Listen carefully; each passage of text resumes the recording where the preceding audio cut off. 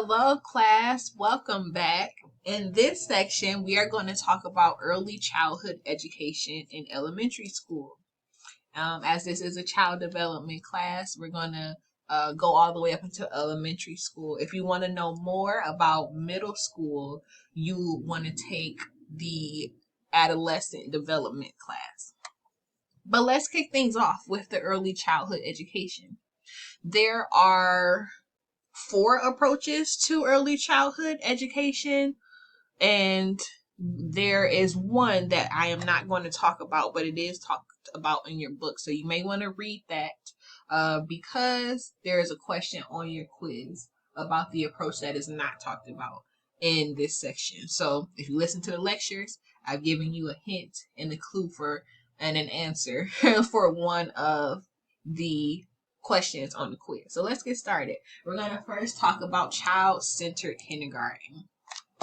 Child-centered kindergarten focuses on the whole child. So it focuses on the child's learning of the mind. It focuses on the development of the body, and it also focuses on the social emotional development and how we can educate the whole child in that regard. There are three specific principles for child-centered kindergarten. First I would like to say child-centered kindergarten. Not every kindergarten is child-centered. There are some that are not child-centered, but we're going to focus on child-centered kindergarten. And when you are in a child-centered kindergarten, or you are teaching a child-centered kindergarten, teachers, principals, administrators, they understand that each child has their own developmental pattern that is unique to that specific child. So they understand that children may learn their numbers or may learn how to write their name at different paces. They also understand that another principle of child-centered kindergarten is that the administrators and the teachers understand that children learn best through experiences, not only with experiences with people, but also with material. And in order to have children have these firsthand experiences, play is very important, and play is something that is done quite often in child-centered kindergarten. Another type of early childhood education is the Montessori approach. Children in the Montessori schools are given freedom and activities, and they're able to do activities spontaneously. The people at the Montessori schools, the administrators or the teachers' aides, they believe that when children are given the freedom to choose activities and to do various activities, that encourages independent thinking. The teacher in a Montessori school is just the facilitator. There is a benefit to the Montessori approach, is that the Montessori approach encourages time management. The downfall of the Montessori approach is that the teachers can neglect children's social emotional development. So this is a little different than the child-centered kindergarten, because the child-centered kindergarten not only focuses on the education of the mind and the body, but it also focuses on the social emotional development. That is something that is not really focused on in Montessori. Something else that is a part of the Montessori approach is that in the Montessori classrooms, verbal interactions between the teacher and the child, there are not a lot of verbal interactions between the teacher and the child. And because of that, the Montessori approach may not account for the various learning styles. In regards to child development in preschool, there is developmentally appropriate and there is a developmentally inappropriate education. When we talk about developmentally appropriate practices in education, you have to think about the age of the child and think, where is the child developmentally? So that's one of the main reasons why, as teachers, you have to teach child development. You have to understand where a child is developmentally, physically, socially, emotionally, and cognitively. You also have to understand the individual appropriateness. As I stated, children are developing at different times. They have pretty much the same milestones, but that may vary month to month, week to week. So you have to understand where the child is individually, developmentally, and provide education based on their development patterns. The National Association for the Education of Children, the NAYEC, they said that developmentally appropriate practices include knowing about children's development and learning. Have to, again, know what is culturally, individually appropriate, but you also have to understand what is culturally appropriate. And in order to understand what is culturally appropriate, you have to be able to understand various cultural practices. So that's important as a teacher or a social worker or a psychologist, is for you to be involved in the lives of various cultures in order to really have a deep understanding of what their culture entails, so that when you teach, you have to include their cultural practices as well. So for another, so a developmentally inappropriate practice for preschoolers or for early education is having abstract paper and pencil activities.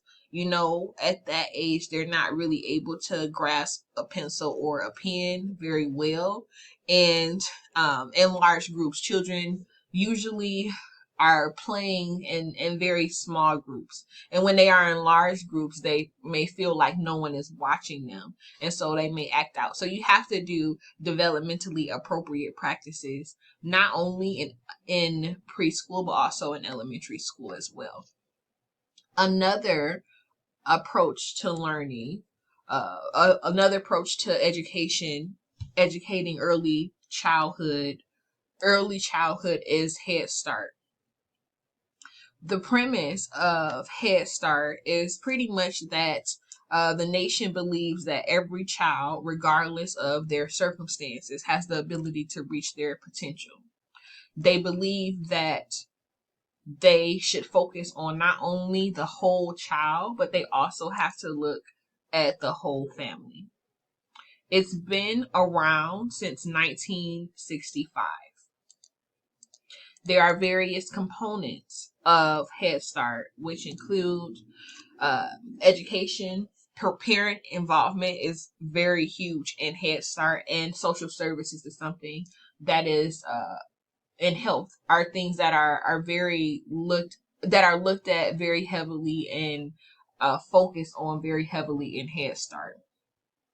When there was a national evaluation of Head Start, it showed that there were positive influences on language and cognitive development on 3 and 4-year-olds. So Head Start is very important to making sure that children are able to reach their full potential starting at a very early age. In regards to early childhood education, there is no consensus about the curriculum for early childhood education programs. And what is important that the program should really focus on is that they focus on cognitive and social emotional development. And something else that is important in early childhood education, many early childhood education programs that are high quality, they encompass not only the direct learning approach, but they also encompass the constructivist approach, remember where I talked about the two different approaches to student learning. So my question for you is, should preschool education be instituted for all children in the United States? Currently, there is not a consensus, there's not a federal law that says that every child has to go to preschool. But do you believe that every child should go to preschool? Do you think that preschool education should be instituted for all children in the United States? Something to think about. And think about it, and talk with your friends and your family about it too, to get their take. I bet you would hear some very interesting opinions. Moving on to elementary school. In elementary school, children have new obligations. They have new roles. They are making new friends. They are spending more time with their friends than they are with their family. And a downfall of elementary school is that when students begin elementary school and even throughout elementary school, self-esteem and motivation is negatively affected. There are also some other declines that happen during elementary school, including understanding math and language concepts, and having intrinsic motivation, which we'll talk about later, and having this performance approach achievement goals. So children really have a hard time sometimes adjusting to elementary school. Kindergarten and elementary school are very different because that starts the more cognitive instruction compared to kindergarten and preschool. So too often early schooling proceeds on the basis of negative feedback. So children may hear a lot of negative feedback in elementary school, and that negatively affects children. Of course, we have to talk about socioeconomic status and ethnicity in schools. In regards to African American and Latino students, overall, I would say that they are less likely compared to white students to be enrolled in academic or college prep programs, but they're more likely to be enrolled in remedial or special ed programs. Asian American students are more likely to take advanced math and science courses in high schools. African American students are twice more likely to be suspended from school. And so you really have to, when we look at schools, we have to see the difference according to culture. And understand, and when I say according to culture, I mean looking at the various experiences of different cultures, students of different cultures in the school systems in the United States, and question why that is. Why do you think they have these varied experiences for various ethnicities and racial groups in schools? Think about it. Do some research about it. This is your time now as students, as getting prepared to be professionals. You have to start using critical thinking and analyzing why things are the way they are. You have to question things in order to start the change. But you first have to see that there is a problem and question those things. Okay, this is it for this section of chapter 16. And the next section of slides, we're going to talk about children with disabilities. I'll see you all on the next video.